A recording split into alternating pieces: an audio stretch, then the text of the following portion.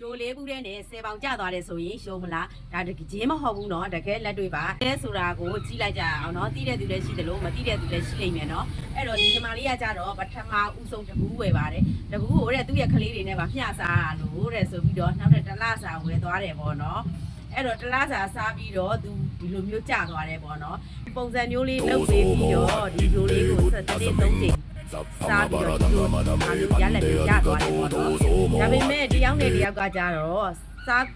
ခန္ဓာကိုယ်ဖွဲ့စည်းပုံချင်းမတူတဲ့အတွက်ကြာတာချင်းကတော့တိတ်မတူပါဘူးเนาะတချို့တွေဆိုလို့ရှိရင်10ဘူးလောက်ကြာမှဒါပေါင်ချင်းဒါကြာသွားတာမျိုးရှိတယ်တချို့ဆိုရင်တော့4-5ဘူးနဲ့ကြာတာရှိတယ်တချို့ဆို5ဘူးနဲ့ဒါ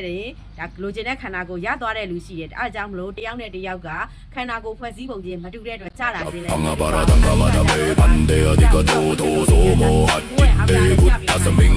အဲ့တော့သူ့ရဲ့ weight ချိန်နဲ့ပေါ့နော်သူ့ရဲ့ဒီလိုမျိုးအစားအသောက်ကလေးကိုချိန်ချက်ကလေးလုတ်ပေးလိုက်တဲ့အတွက်သူကအချိန်တိုအတွင်းနဲ့ရလိုက်ရတယ်ပါနီလေးကိုလည်းတိကျင်တယ်အဲ့တော့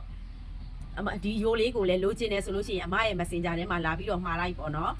လက်ဖက်ချောက်ကလေးလည်းလိုချင်တယ်ရိုးဘူးလေးလည်းလိုချင်တယ်ဆိုလို့ရှိရင်တော့အမြန်သာလာပြီးတော့မှာလိုက်နော်အသေးစိတ်သိချင်တယ်ဆိုရင် TT ရဲ့ Messenger မှာအသေးစိတ်မေးမြန်းနိုင်ပါတယ်နော်